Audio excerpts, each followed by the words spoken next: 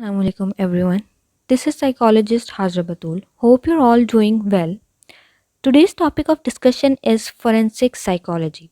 Forensic psychology क्या है, इस फील्ड में हम किस चीज़ को स्टडी करते हैं, इसकी इम्पोर्टेंस क्या है और इसकी यूटिलाइजेशंस क्या है. First of all, what is forensic? The word forensic जो है वो लैटिन वर्ड फोरेंसिस से ओरिजिनेट हुआ है, जिसका मीनिंग है द फॉरम और द कोर्ट सिस्टम. एंशंट रोम में कोर्ट सिस्टम को फोरेंसिस कहा जाता था. और साइकोलॉजी क्या है? Psychology simply the study of human behaviour. तो हम ऐसे समझ सकते हैं कि forensic psychology is the study of human behaviour in the court system और द जस्टिस सिस्टम. या फिर ये कह लें कि साइकोलॉजी जो है वो forensic psychology describes this field as the application of psychology to issues that involve the law and the legal system. For suppose किसी ऐसे इंसान ने क्राइम किया है जो कि मेंटली इल है, तो अब क्राइम तो उसने किया है, आपको लीगल सिस्टम में और लॉ में तो जाना पड़ेगा, ठीक है, आपको कोर्ट तो जाना पड़ेगा, बट वो एक नॉर्मल क्रिमिनल तो नहीं है ना, वो मेंटली इल है. आप उसको नॉर्मल क्रिमिनल्स के साथ या नॉर्मल ऑफेंडर्स के साथ नहीं रख सकते. वहाँ आपको एक फोरेंसिक साइकोलॉजिस्ट चाहिए होगा जो आपको सिवियरिटी बताए उस पेशेंट की, और फिर ये बताए कि उस पेशेंट की आगे की ट्रीटमेंट क्या होनी चाहिए और उस पेशेंट को कहाँ रखा जाना चाहिए. डेफिनेटली अगर आप उस पेशेंट को नॉर्मल क्रिमिनल्स के साथ रखेंगे तो या तो वो खुद को हार्म करेगा, खुद को ना सही तो वो और लोगों को ज़रूर हार्म करेगा. इसलिए उसको ऐसी जगह पे रखा जाना चाहिए जहाँ पे वो अपने आप को ना किसी और को हार्म कर सके. देन हम हिस्ट्री की बात करते हैं. तो फोरेंसिक साइकोलॉजी रिलेटिवली एक न्यू फील्ड है, ठीक है. इस पे आजकल बहुत ज़्यादा रिसर्च और बहुत ज़्यादा काम हो रहा है. इसको APA ने 2001 में रिकॉग्नाइज्ड किया था as an applied branch, as an branch of applied psychology. जबकि अगर हम बैक साइकोलॉजी की हिस्ट्री में ट्रेस करें तो फोरेंसिक साइकोलॉजी के जो टॉपिक्स हैं जिन पे हम फोकस करते हैं वो तब भी अंडर ऑब्जर्वेशन, अंडर रिसर्च थे, ठीक है. तो बस कह सकते हैं कि तब आप उसको ये स्पेसिफाई नहीं कर रहे थे कि ये एक फोरेंसिक साइकोलॉजी की रिसर्च है. तब आप उसको जस्ट ह्यूमन बिहेवियर की रिसर्च पे कंसिडर कर पे उस पे काम हो रहा था, जो कि वॉटसन की फर्स्ट साइकोलॉजिकल लैब थी. उससे ये एक्सपेरिमेंट्स स्टार्ट हुए थे. जो जेम्स कैटल जो हैं वो वॉटसन के एक स्टूडेंट थे. उनका जो एक्सपेरिमेंट था वो था degree of inaccuracy in I witness testimony. मतलब जो आई विटनेस होते हैं ना, वो जब बयान देते हैं तो उसमें कितनी एक्यूरेसी है, क्योंकि जाहिर सी बात है हमारे जो कोर्ट सिस्टम होते हैं, जो जस्टिस सिस्टम होता है, वो इसी चीज़ पे बेस होता है कि एक बंदे ने क्राइम किया है, आप उसके खिलाफ गवाह ढूंढते हैं कि जिसने वो क्राइम देखा हो, क्राइम होते हुए देखा हो, तो वो आके बयान देगा कोर्ट में कि जी मैंने देखा था कि फ़लाँ फ़लाँ शख्स ने ये क्राइम किया है. तो आप उसके बयान की बेस पर उसको गिल्टी कंसिडर कर लेंगे. लेकिन हम इसमें इन एक्सपेरिमेंट्स में ये टेस्ट किया गया था कि उन बयानात में कितनी इनएक्यूरेसी थी. और मतलब फॉर्चुनेटली जो एक्सपेरिमेंट्स हुए थे तो उसमें बहुत से जो आई विटनेस थे वो खुद से ही अनश्योर थे अपने ऑब्जर्वेशन के बारे में. मतलब यूँ कह लें कि जो देखने वाले थे, ठीक है, उनको खुद ही श्योर नहीं था कि उन्होंने क्या देखा. दैट मीन्स कि जो भी आप मतलब जो भी आप क्या देंगे इस पर, हाँ, कोर्ट में जो भी आप डिसीजन देंगे उन आई विटनेस की बेस पे वो वैलिड तो नहीं रहा ना, उसमें तो इनएक्यूरेसी है. इस चीज़ पे डिस्कस बहुत ज़्यादा हुआ, इस चीज़ पे रिसर्चेज हुई और ये रिसर्चेज आगे इन रिसर्चेज की बेस पे आगे जाके फोरेंसिक साइकोलॉजी एक अलग से ब्रांच बनाएगी ताकि ऑफेंडर बिहेवियर पे रिसर्च हो सके और ऑब्जर्वर बिहेवियर पे भी रिसर्च हो सके.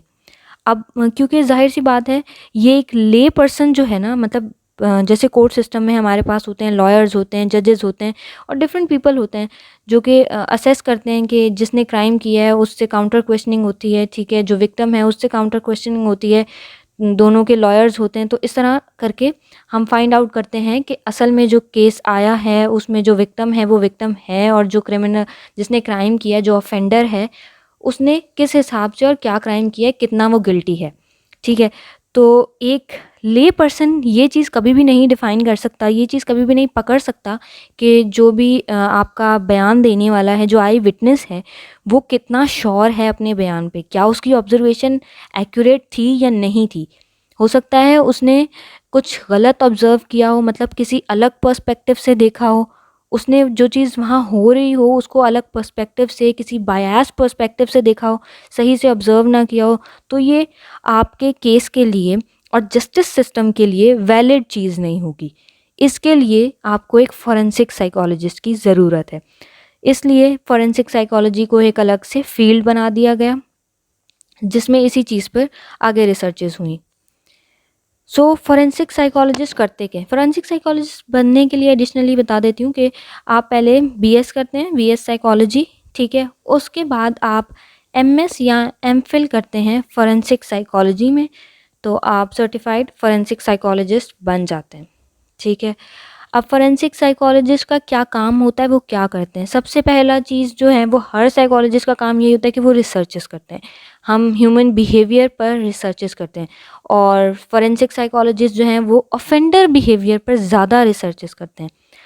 सो फर्स्ट चीज़ जो मैंने लिखी है वो चाइल्ड कस्टडी इवैल्यूएशन है। चाइल्ड कस्टडी के केसेस में अक्सर ऐसा होता है कि बच्चे जो हैं वो बयान देते हैं, ठीक है, जो कि वो सम हाउ अंडर प्रेशर या किसी किस्म के डर या किसी किस्म ऐसी चीज़ में बयान दे देते हैं, ठीक है। फॉर एग्ज़ाम्पल मैं आपको बताती हूँ कि एक कपल है, वो सेपरेट हो रहा है, ठीक है, और जो है बच्चे हैं वो केस से पहले, ठीक है, चाइल्ड कस्टडी का केस है, केस से पहले बच्चे अपने फादर के पास रह रहे होते हैं, ठीक है। और जब मदर केस करती हैं तो वो कहती हैं कि वो बच्चों की कस्टडी लेना चाहती हैं। जब बच्चों से बयान लिया जाता है तो बच्चे कहते हैं कि हम फादर के साथ रहना चाहते हैं, बट मदर ये कहती हैं कि फ़ादर ने इनको डराया धमकाया है। अब आप ये कैसे टेस्ट कर सकते हैं कि वो बच्चों को डरा धमका के बयान लिया है, ठीक है। बच्चों से बार बार जो हैं वो लॉयर उनके पूछते हैं, तो वो यही कह रहे हैं कि हमने फ़ादर के साथ रहना है।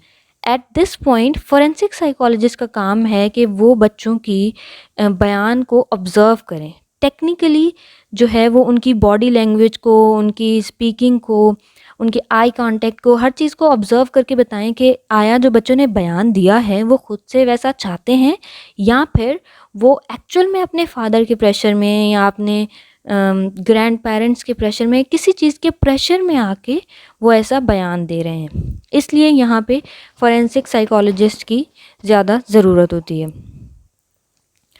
फिर क्रिमिनल डिफेंडेंट्स की इवैल्यूएशन में बहुत ज़रूरत होती है फॉरेंसिक साइकोलॉजिस्ट की।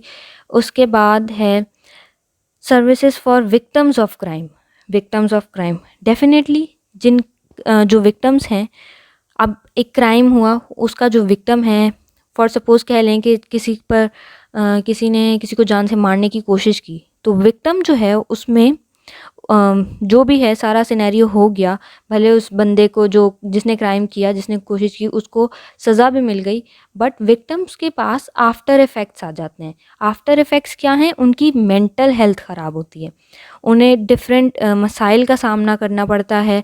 सबसे मतलब कॉमन जो है वो पोस्ट ट्रॉमेटिक डिसऑर्डर्स होते हैं, post traumatic stress disorder, depression, anxiety, या किसी भी किस्म का मसला जो उन्हें सिर्फ उस ट्रॉमा के बाद हो गया। तो ऐसी चीज़ के लिए वैसे इन मसाइल के लिए आप क्लिनिकल साइकोलॉजिस्ट से भी कंसर्न कर सकते हैं, क्योंकि वो क्लिनिकल इश्यूज़ में भी आ जाते हैं ना, क्योंकि है तो डिसऑर्डर ही। बट बेहतर ही होता है कि फॉरेंसिक साइकोलॉजिस्ट से कंसल्ट किया जाए, क्योंकि वो ज़्यादा एक्सपर्ट होते हैं इन सिचुएशंस को हैंडल करने में। उसके बाद है जो आपके ऑफेंडर्स हैं उनकी इंटरवेंशन और उनका ट्रीटमेंट प्रोग्राम भी होता है, ठीक है। कुछ आपके जो हैं वो मतलब नॉर्मल ऑफेंडर्स होंगे, कुछ मेंटली इल ऑफेंडर्स होते हैं, तो उनकी ट्रीटमेंट कैसे होनी चाहिए, उनके साथ क्या बिहेवियर होना चाहिए, ये सब कुछ जो है वो फॉरेंसिक साइकोलॉजिस्ट डील करते हैं। उसके बाद जो मतलब जो हैंडलर्स होते हैं, लाइक जिनका ऐसे क्रिमिनल्स के साथ ऑफेंडर्स के साथ कांटेक्ट होता है, तो उन लोगों को भी असेसमेंट की ज़रूरत पड़ती है, उन लोगों को भी काउंसलिंग की ज़रूरत पड़ती है। वो काउंसलिंग आपको फॉरेंसिक साइकोलॉजिस्ट प्रोवाइड करते हैं। अब एक चीज़ बहुत ज़्यादा हमारे यहाँ कॉमनली यूज़ की जाती है कि forensic psychology is criminal psychology, criminal psychology is forensic psychology, जबकि ये दोनों चीज़ें एक नहीं हैं। फॉरेंसिक साइकोलॉजी अलग है, क्रिमिनल साइकोलॉजी अलग है। क्रिमिनल साइकोलॉजी अब देखते हैं, अच्छा दोनों में माइनर सा डिफरेंस है, बट वो माइनर सा डिफरेंस भी बहुत ज़्यादा मेजर हो जाता है जब आप एक्सपर्टीज़ की बात करते हैं, जब आप बहुत डीपली जाके उन दोनों को स्टडी करते हैं, तो दोनों फील्ड्स अलग अलग हो जाती हैं। क्रिमिनल साइकोलॉजी क्या है? बेसिकली सिर्फ क्रिमिनल साइकोलॉजी जो है वो क्रिमिनल्स से डील करती है, ठीक है। क्रिमिनल एग्जामाइन करती है क्रिमिनल बिहेवियर को, ठीक है, और उनकी क्रिमिनल बिहेवियर के पीछे कोई भी मेंटल हेल्थ कंडीशंस होती हैं उनको एग्जामाइन करती है, उनको असेस करती है और उन्हीं के साथ आगे डील करती है। जैसे मोटिव्स ऑफ क्राइम क्या हैं, ठीक है, ये सब क्रिमिनल साइकोलॉजी का काम है। बट फॉरेंसिक साइकोलॉजी एक बहुत wide range of area cover करती है, जिसमें कि है कि मतलब आपके लीगल सिस्टम से जुड़े हुए जितने लोग हैं उन सबको, ठीक है, फॉरेंसिक साइकोलॉजी कवर करती है।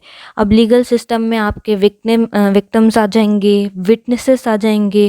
डेफिनेटली अगर कोई विटनेस किसी केस से जुड़ा हुआ है तो वो केस की हेयरिंग पे आना जाना, उस केस की वजह से जो उस विटनेस को मसले मसाइल होंगे, ठीक है, उसके लिए भी उसको फॉरेंसिक साइकोलॉजिस्ट उसके लिए होगा।